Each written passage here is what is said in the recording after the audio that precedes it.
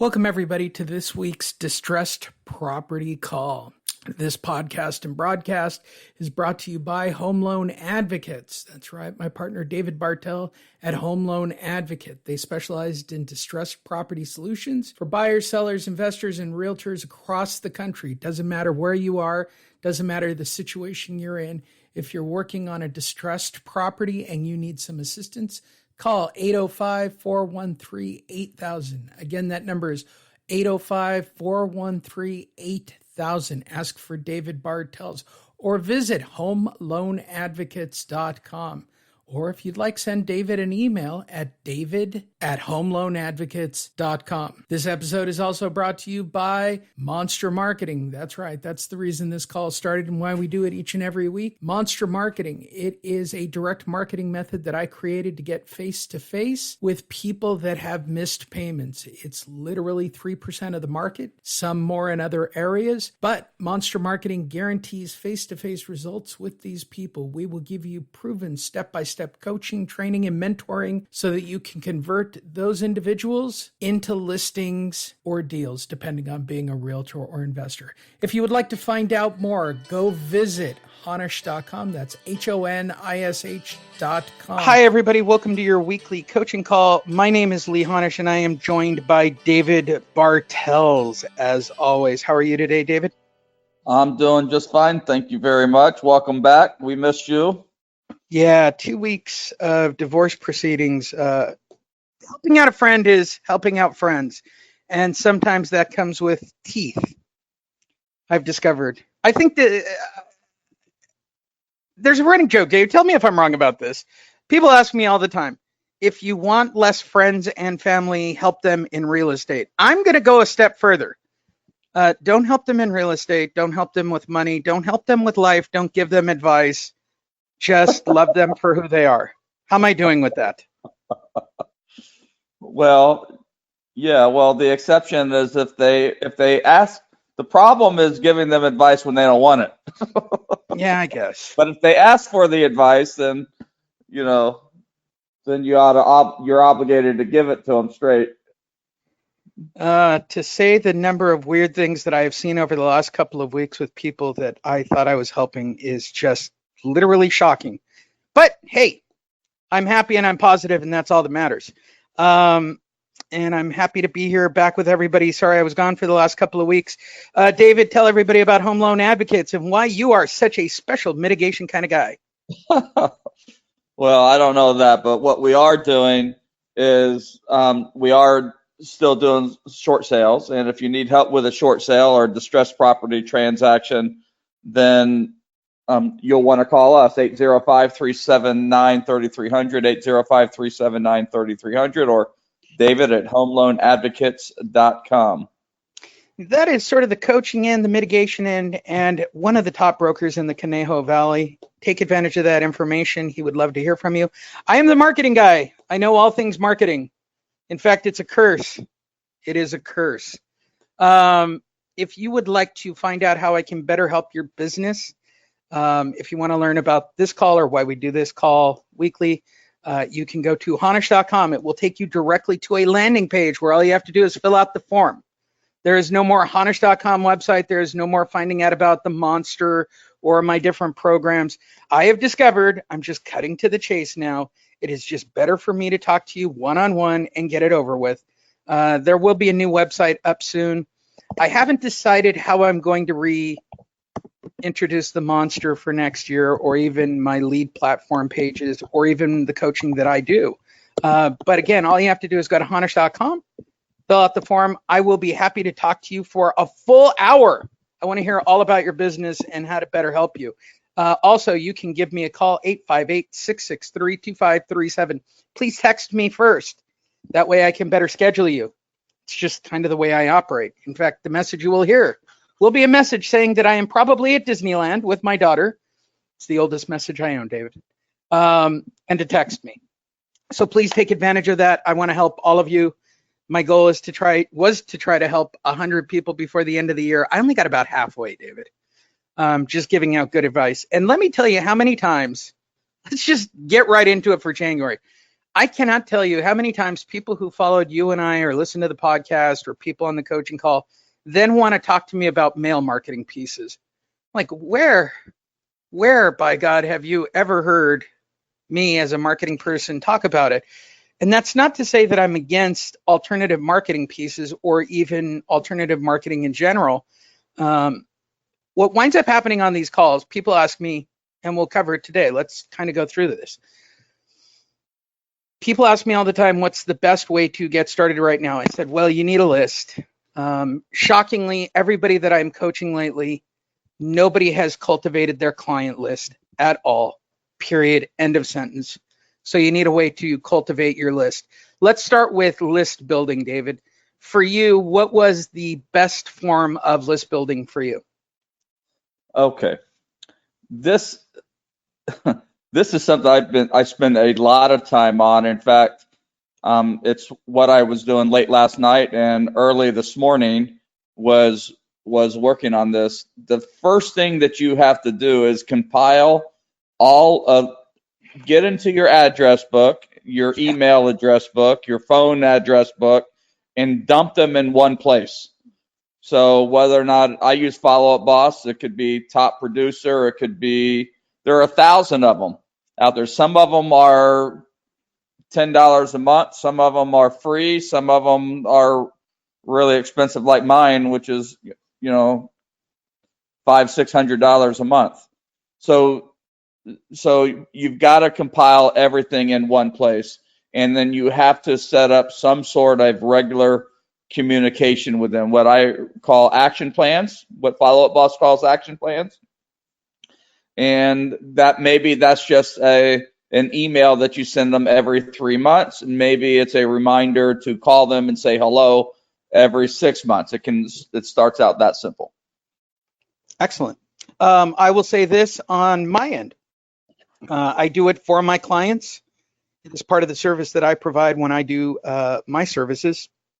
First thing I do is get everybody on Facebook, getting renter buyer leads, right? Now, this gets confused all the time with every single client, David. They constantly say, well, this just looks like a bunch of renters. Well, if you're proposing that they rent a house, you are creating a list of people that are looking for houses. It doesn't necessarily even mean whether or not they're going to rent or possibly purchase. These are people that are in the market for a house in an area. Therefore, you can create a list based on it. I prefer Excel. For those of you that want a free CRM, MailChimp remarkably now has a free CRM feature with their free email service, making them the greatest free thing I've ever seen on the planet at this point. MailChimp just keeps upping their game on this free thing.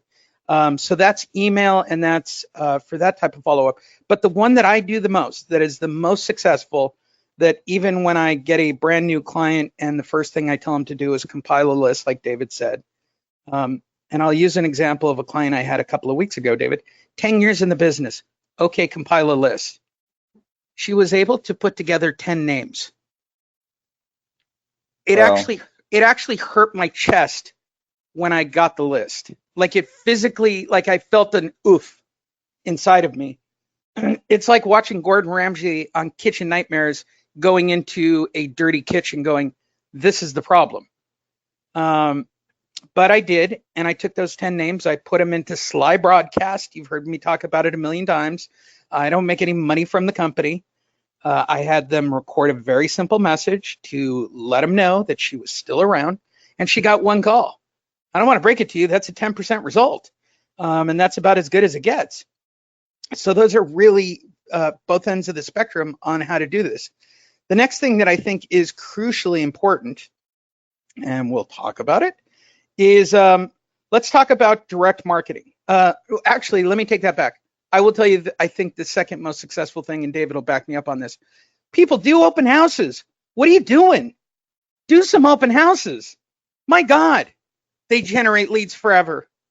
And put it on Facebook, send out a broadcast, do whatever you got to do. What are you people thinking with your weekends? If I was in real estate, excluding Super Bowl Sunday, which is a national holiday of real estate. So we used to build houses, David. You know this about my past. So I worked for a tyrant of a human being in Arcadia. He was a tyrant. He made my father look like a saint. But the only day he ever let me have off from sitting brand new open house tracks was Super Bowl Sunday. He goes, nobody goes out on Super Bowl Sunday. Go watch the game. So my question to you, David, is there a single house in your portfolio that doesn't have an open house on the weekend? Sometimes we have them, but mostly because they're in escrow. So that's what I'm surprised you don't do them while they're in escrow. I think everybody gets the misconception that. Well, I don't have the personnel. There you go. There you go. Yeah. I joke about it all the time. People ask me about it. Oh, I don't need to get a buyer for this property. It's going to sell in like a week. You think that's why you do open houses, huh? No, every sales meeting we talk about this. The purpose of the open house is not to sell the house. The purpose of the open house is to cultivate buyer leads. Absolutely. I completely agree. Stake that thing all the way to a freeway. I don't care what you people have to do. Buy some pinup signs, buy some drive-by signs, this way to the house kind of signs.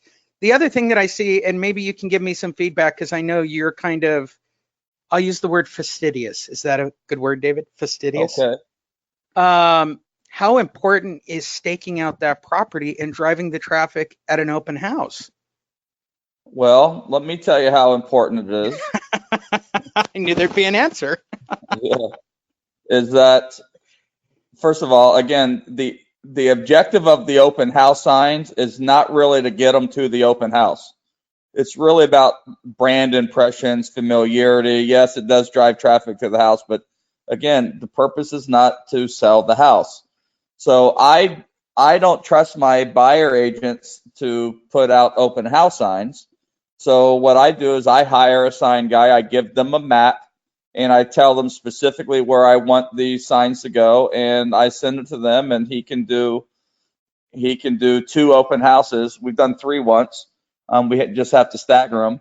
But he goes out and puts all the signs up, and then he circles back and picks them up later. So the only sign that the agent has to do is the front yard, put the open house sign up, at the curb. So that's how important it is to me. It's a very important way to generate brand familiarity. Am I keeping the top 10 board complete, right? So we go number 1 is our list. Number 2, open houses for generating leads. I would agree with this. By the way, my very first housing tract that I built from the ground up, I was so obsessed with it, David. I think it was in the city of Covina, and I think I staked it from 3 major boulevards all the way to the property. I staked it forever. Like, I couldn't even believe the amount of staking that I actually did. I went to every major boulevard to get every major direction to draw every bit of traffic.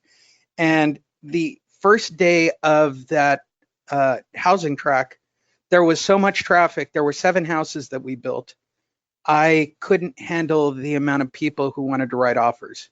I had to call in reinforcements. It was over my head. So when it's done correctly, not only does it sell your property in the case of new houses, but the list that we created that day was endless. It was literally endless. That's the other thing I've seen. What data are you collecting? I saw this at a couple of open houses for a friend where they're like, yeah, please fill out the digital form, and it goes into a digital database and it does all kinds of wacky things. I'm not a fan of that personally. I guess this is the old school in me. Get their name, get their phone number, get their email. That's it. And then connect and engage with them. What do you send to your open houses? All right. So we've experimented with both. The team and they say because the attendees prefer paper. So name, phone number, Agree. email address. I completely agree. That's what we try to get. Now we've started. I'm trying to get them to. I don't think we're not really having much success with it. But if we find out that they're a neighbor, okay, when they come in and introduce themselves to the neighbor, the next question is, great, which house are you selling soon? And we try to get their address. as well, and so we can market them as a buyer and a seller. All right. With that said, that's in generalities of how real estate professionals should run their business. The next thing that I would think, I don't have a list in front of me. I'm just working from the top of my head, fresh and new, having a few weeks off, David. I think the next important thing that I have seen this year, especially out of real estate agents, is the USP, right? The unique selling proposition. I can't stress this enough. Before you do any direct marketing, before you put anything online, before you do any of that, do you know what you're selling? Do you know who you're selling? Do you know what your specialty is? It doesn't matter if you're a loan broker, you're selling scooters, or you'll love this one, David. I literally got a referral in the city of, in Florida, wait, don't tell me because he just signed up, but it's in Florida. He does he's a landscaper. Somebody gave him a referral to me and they said, can you get him more clients? And I said, yeah, I can get him more clients because he's got a unique selling proposition, right? How important is it to understand your brand and your identity before you do any kind of direct marketing? Well, I think it's critical. I mean, you've got to listen. I go back to my favorite stat: 1 in 95 adults in California has a license to sell real estate. 50% of them don't do any transactions. It's really hard. Real estate agents have become a bit commoditized. People really underestimate the time and expertise needed to do a successful transaction, especially in the competitive environment that we see. And so unless you have a unique selling proposition, unless you can position yourself differently, you're going to look exactly the same. And whether or not they choose you or not has everything to do with what your fee is, or whether or not they know you already, or are more familiar with somebody else. So you've got to create differentiation in order to compete effectively in this market. So let's go from there. Once you identify, and by the way, you don't need to get Gary V to create your brand or your identity. I'll do it for free. What a plug for Lee.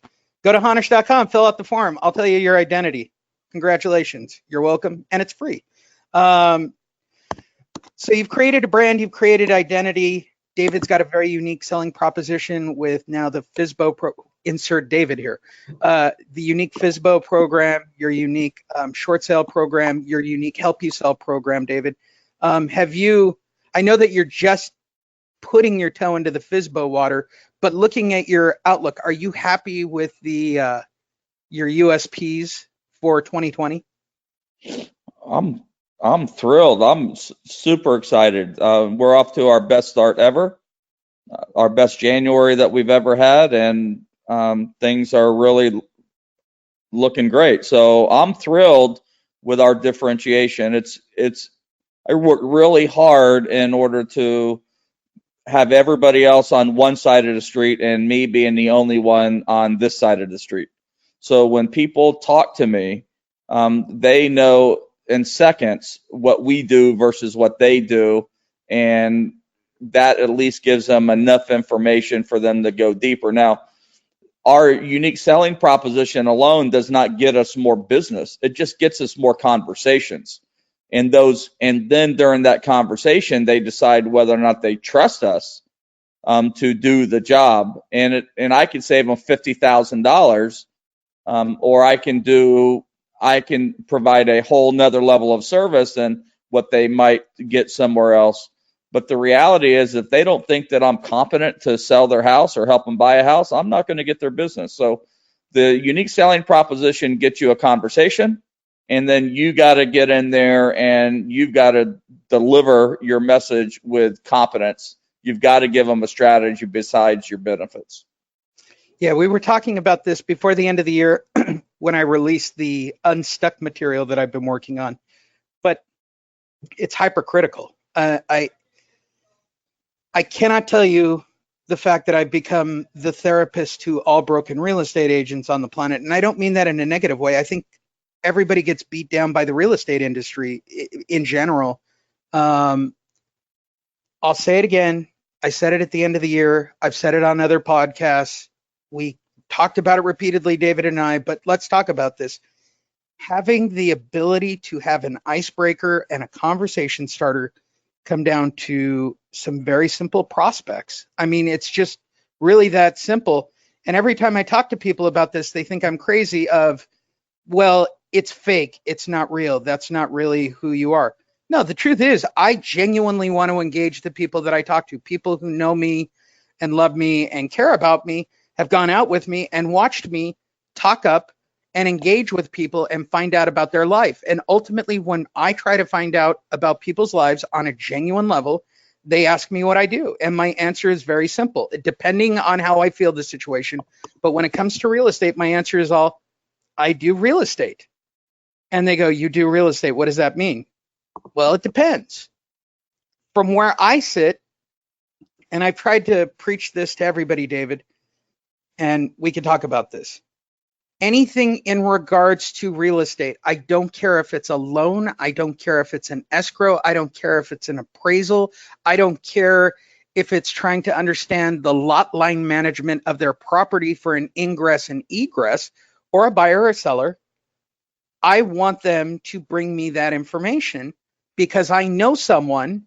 And if I know someone, that's the potential of a referral, which gives me the potential of monetization. Can you talk about this from your perspective? Because I've been carrying this back into the 90s, where I was basically taught there's no such thing as a bad deal. There just isn't. If you can't do it, you refer it and you can make money. But you got to take in the deal. And I see this with a lot of agents, a lot. I don't do this. I don't do that. I only want to work luxury homes. That's crazy. Because we go back to list building and we talk about this all in a building process. But the reality is, David, if I bring them in and I connect and I engage and they connect and engage with me and I help them out, aren't they still my client for life, even if I refer them out? Well, if you maintain a relationship with them. Absolutely. So, I mean, that's the secret. I mean, the reason all of our clients aren't clients for life is that we fail to maintain a relationship with them. And so, it's the obligation to have a relationship with these people that we've transacted with is not theirs. The obligation is ours. We have to continue to add value after the transaction closes. So, I guess you're not asking about what to do that, so I won't get into that right now. But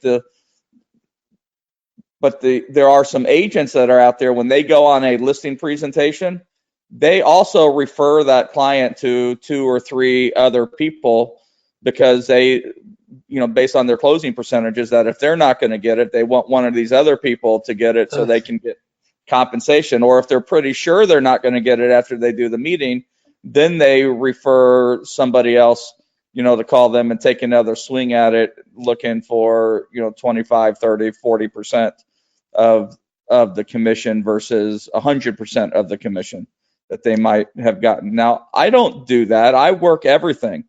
I agree. Now, the other thing that the other thought that occurred to me when you were sharing is that the appropriate time to refer things out is if you just don't have the bandwidth to do it, and you don't have, whether or not you individually can't do it. So listen, if I had $25 million listings and a $500,000 listing showed up, yeah, I might not be that keen to do it, and I might want to refer that out. But if I have the bandwidth, then I want to be able to do it. So I've got today, I have my listing appointment right after this call that I'm going on is somebody who was walking their dog by one of our signs on a for sale with owner program that I'm going to make $3,000 on for about 5 or 6 hours of total work. Actually, my assistant's going to do most of the work.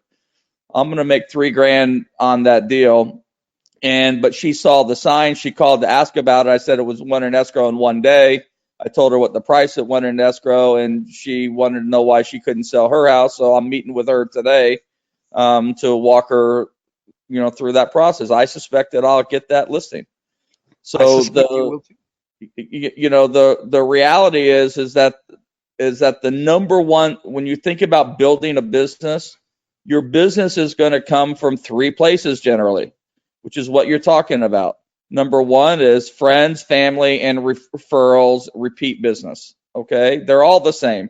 Friends, family, referrals, repeat business. That's number one, or it should be number one. Not always in the beginning. Number two, it's going to come from open houses. And number three is going to come from signs. Those were the first three things that you started talking about. And when I look at all the things that I do a lot of things that generate business. My business comes primarily from those three things.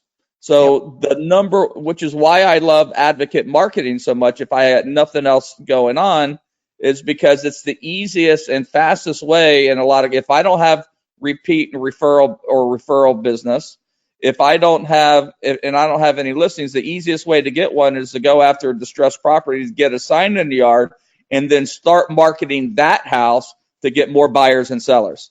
And then that's how I built my business. Is I started with distressed properties, and then it turned into a regular business, and we still are doing distressed properties and generating business from it. Incredible segue, David. For those interested in advocate marketing, how can they find out more?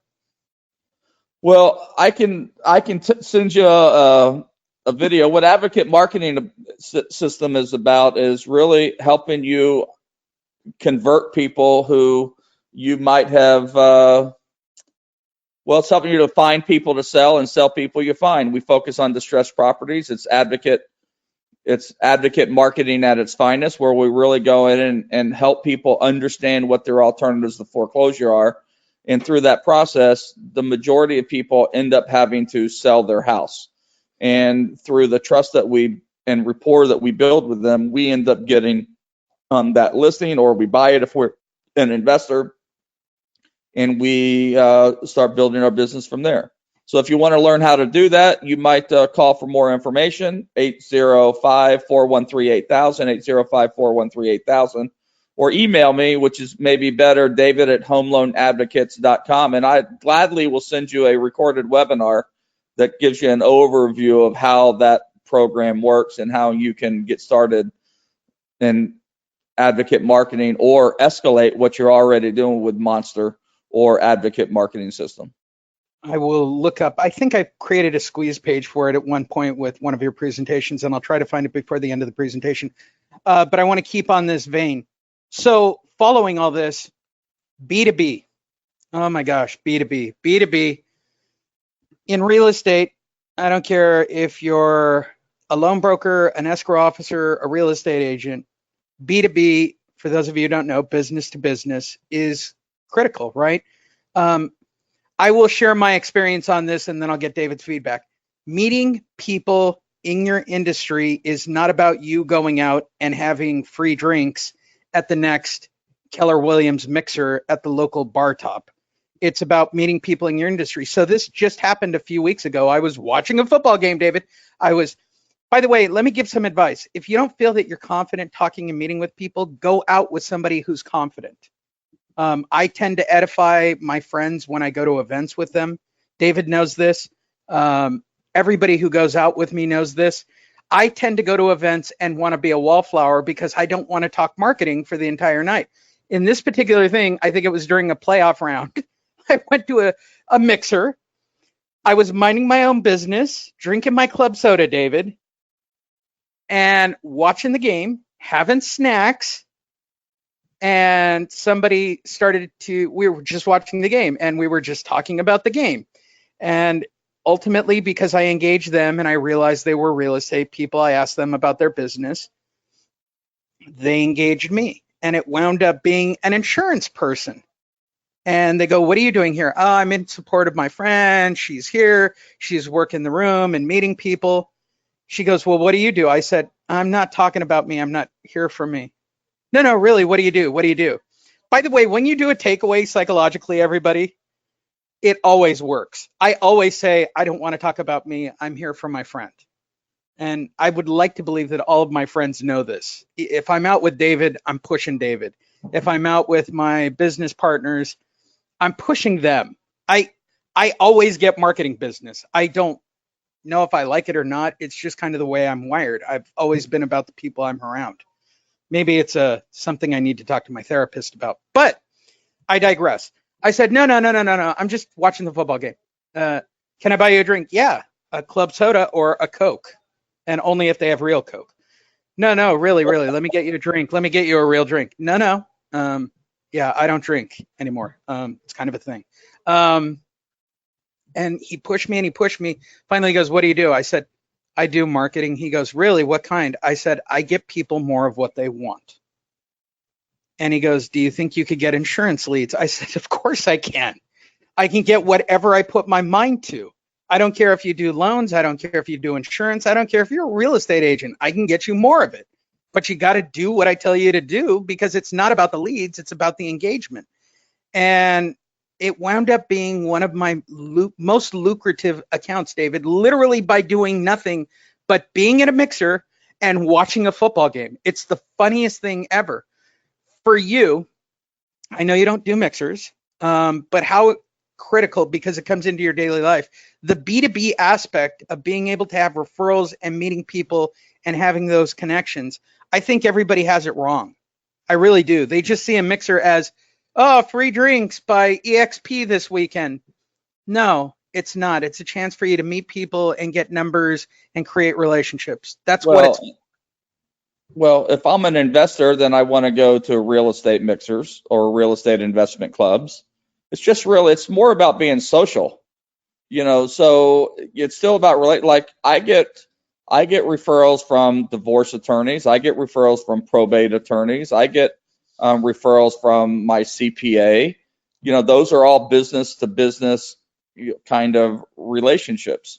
So just like we give referrals to some of those people. So it's not just realtors that are putting a mixer together because they want to recruit you. It's more about just having relationships with people in general, because all people are potential referrals. So when I meet people and they realize that I'm in real estate, and they always want to know, well, how's the market? And my response is always the same, and that is, well, it depends. Are you a buyer or are you a seller? And I use that instantly to try to qualify them, so I know the perspective of which to share my opinion if I end up giving them one, and it allows me to go a little deeper. Everybody is a potential client or potential referral partner. With all of that said, you've got all your B2Bs, your USPs, your list, you've got all that in place. I don't want to break it to everybody in 2020, especially everybody in the coaching room. Before you even do direct marketing, the next thing you need to do, you need to create content. You really do. You need to start creating your message, and you need to start finding venues to put it online. Even if it's what you're delivering. Let's just go with monster marketing. Let's just say you're going to focus on distress for 2020 and be a monster marketer. By the way, go to honish.com, fill out the form. I will be happy to call you and talk to you about options for joining monster marketing. But the reason I say that, if that's your identity, that you've got all these places, your B2B is David, your B2B is Lee. I'm going to do this, I'm going to do that. You've got everything in line. Okay, what content are you creating to back all of that up? You can't take it out to the front door. You can't put it online. Content is hypercritical. I don't care if it's podcasts. I don't care if it's videos. I don't care if it's written pieces. I don't even care if it's a blog, but nothing is nothing. Something is something. You actually are a huge, did I get the word right? Proponent, correct word? Of doing content on a regular basis, David. You put it out constantly. You email it out constantly. Talk about content from your end. You do a ton of videos. Yeah. So I believe you have to do content. So from my perspective, the message that I want people to get is that we're full service. that they get a better value with us. And in order to save money or to get more, you don't have to give up expertise. And the only way to demonstrate expertise is through content. The only way to build value is through content. And though I have resisted, I have succumbed to having to do video. And the quality of, and I've been, doing it poorly for a long time, but everyone said better to do poor than not do it at all. Correct. And so a lot of times I just sit at my desk and turn on the camera and talk into the camera, just like somebody was sitting across the table from me, and I turn it off. I post it. I don't spend a lot of time on it. I'm not trying to make it pretty and glamorous. I try to make sure that I have relatively good lighting and the sound is okay. But beyond that, I'm just kind of sharing thoughts with people. People want to know how's the market. So I do videos frequently on what's happening with the market, and I back it up with data. And people want me to explain. They don't want to talk to me on the phone. They want me to tell them how our Smart Buyer program works. So we did a video on explaining it. They want to know how the different. So we did videos on all of our unique selling proposition so that we can email it, we can text it, we can post it. Okay. And so it allows us to reach more people faster and spread our message in a way that we would not otherwise have been able to do it. It's no longer hand-to-hand combat. Doing business today is no longer, just meeting people. I can reach more people and go a lot faster on social media and email and text than anything else. And so if I can't get somebody on the phone and I can send them a text that's got a 2-minute video on it, there's some people will watch it, some people won't, but a lot more people will watch it than will call me back to talk to me about it. Yeah, I agree. I am a big fan of podcasting. It's one of the services that I provide for my clients. And again, if you're interested in a podcast, gratuitous plug, go to honish.com, fill out the form. We'll talk about it. You don't have to be a great talker. I make everybody a great talker. David is already a great talker, but the reason I struggled the last 2 weeks without you, really struggled. So I'm really happy with that. Look, I've been broadcasting since 2007 on actual radio. And the most shocking thing ever, why everybody gets hung up about doing a podcast or any kind of broadcast or even a video, you're not talking to anybody. You're talking to a camera, and it's really hard. Everybody saw this. You were away vacationing with your lovely wife when I did the big video, right, with my face in the screen, where I was basically just talking directly into the screen to an anonymous person. And it was the big thing about it, and you've probably learned this, David, the more personal, the more real you get, the more you really think that you're engaging with just one person, whoever it is, the video does better. The audio does better, right? For sure. I mean, people want you to be authentic. Yeah. And I have gutted I've had myself to really many work times. at this.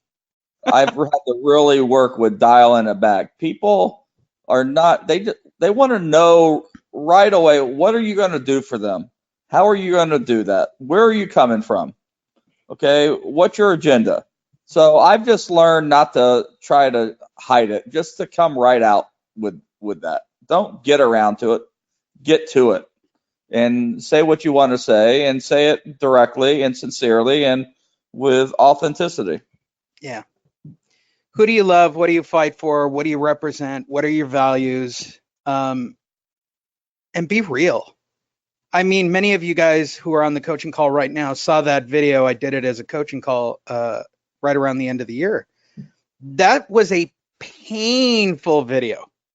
But I'm telling you, based on the view rate and the count rate, it's thousands of people who know what I stand for as a marketer and how I coach and what I believe.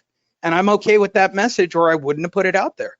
And I think there's a piece of it where you've got to be brave enough to put yourself out there. I know none of you are going to believe this, especially in the coaching room or those of you listening to the podcast.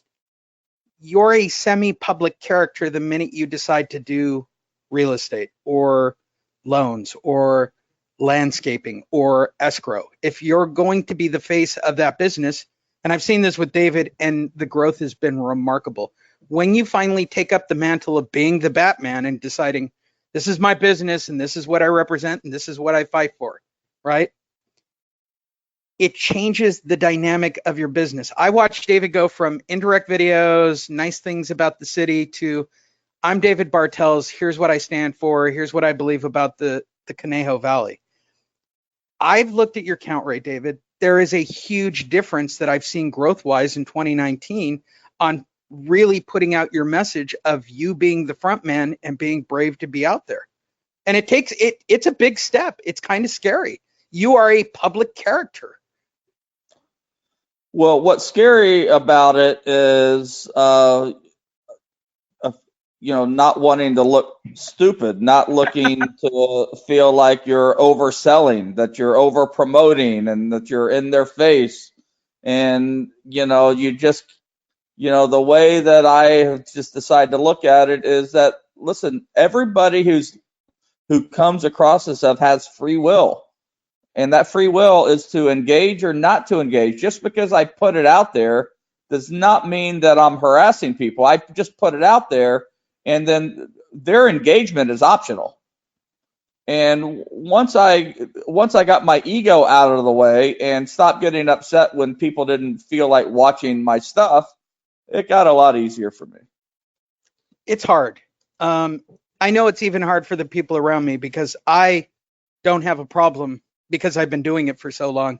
And in regards to the stupid thing, none of you listening to this, watching this replay, any of you in the coaching room, I have done epically stupid stuff. Epically stupid stuff. In fact, I was debating signing an MMA fight for my 52nd birthday. Epically stupid stuff. Right? Because I thought it would be good content to teach people you can do anything at any age and be anything you want. You're wrong. You're just not going to hurt yourself.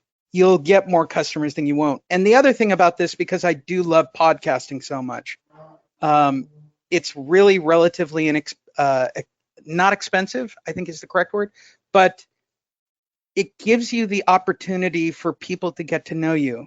And if you don't know, we go back to USP, these are all in order, but man, creating the content is so critical before you even get to direct marketing of, all right, I've created a catalog, I've created this, I've created that, I'm ready to go. Let's move forward one step, David, from right there. Direct marketing. You and I will both pitch advocate marketing or monster marketing or what, for the sake of discussion, because it would just make me happier, advocate marketing. Can you talk about the advocate marketing process as a marketing process? Yeah, so there are two steps to selling. And I know this sounds like I'm oversimplifying, but selling anything is finding people to sell and selling the people you find. Something I learned 30 years ago from Tom Hopkins, right?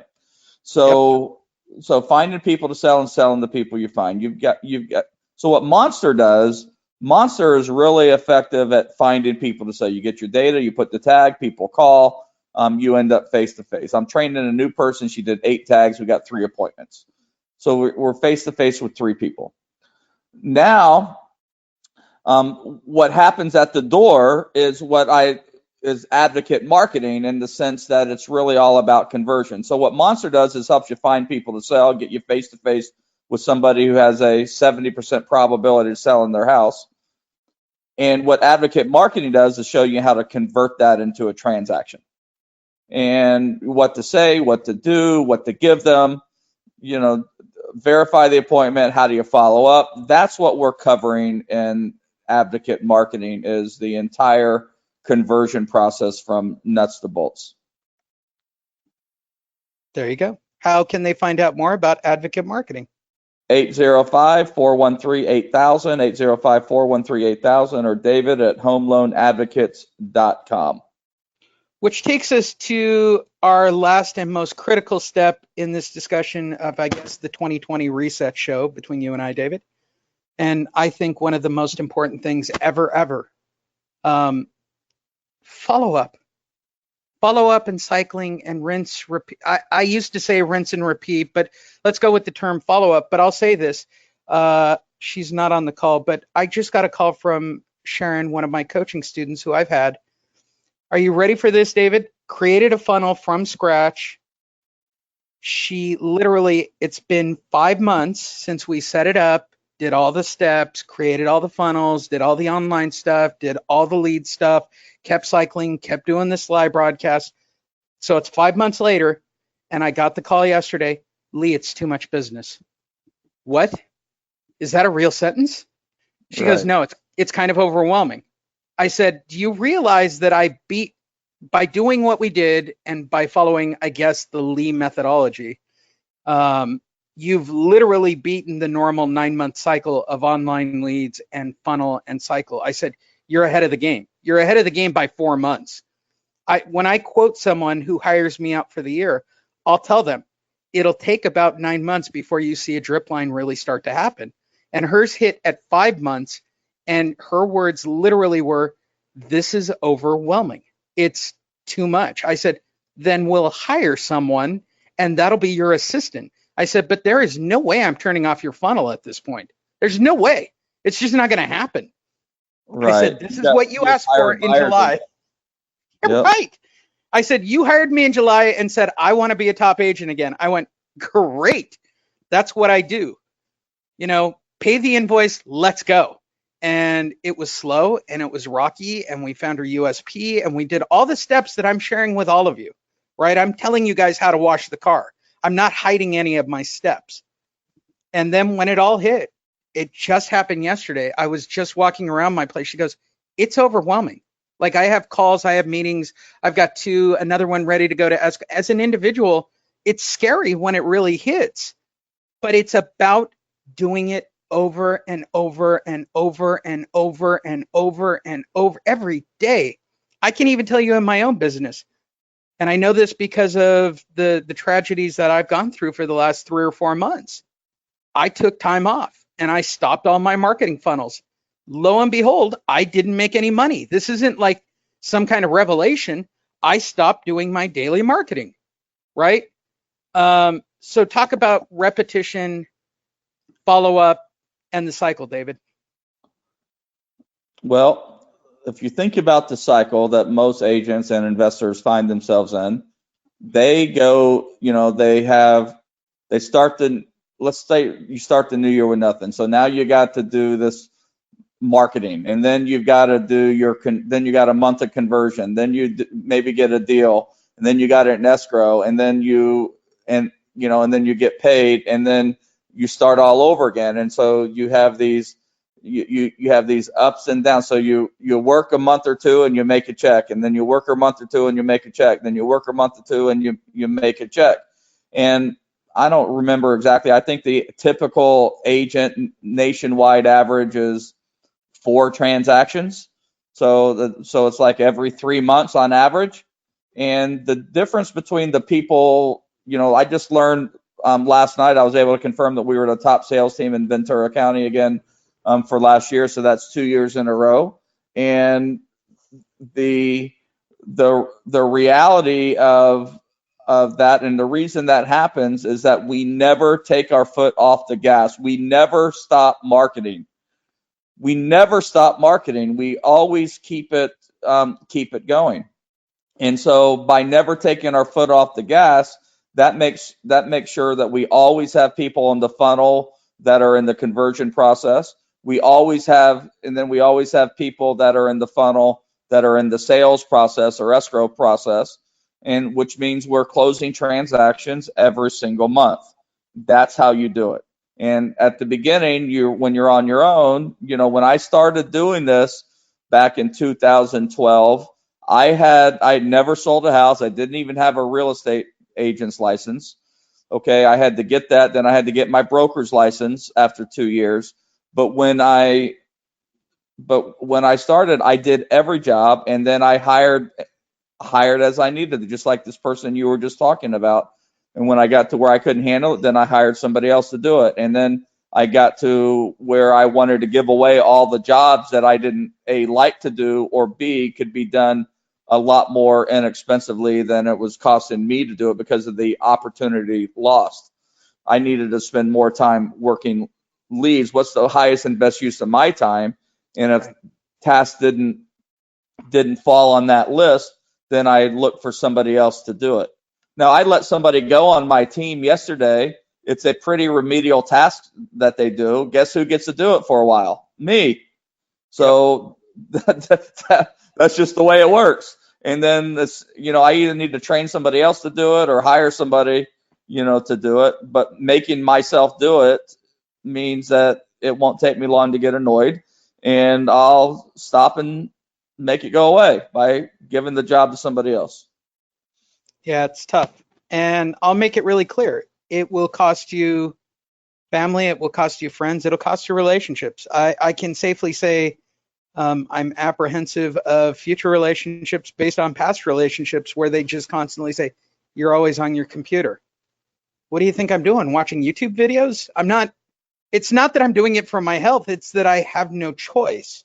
I am my own marketing department. And therefore, for me to make whatever my mythical number is for each year, I've got to be doing it. That's a good call. If you guys want to get help, you need your USP, you need a funnel, you need to understand that, you need any of it, please go to Honish.com. Just fill out the form. If you type in Honish.com, it'll take you straight to a form. It'll come straight to me. I will contact you immediately, text you, and we'll do a one-on-one and we'll talk about it and find something that fits for you. Again, it's HONISH.com. If you want help with advocate marketing, short sales, or just talk to a great guy, David, how do they reach you? 805-413-8000, 805-413-8000.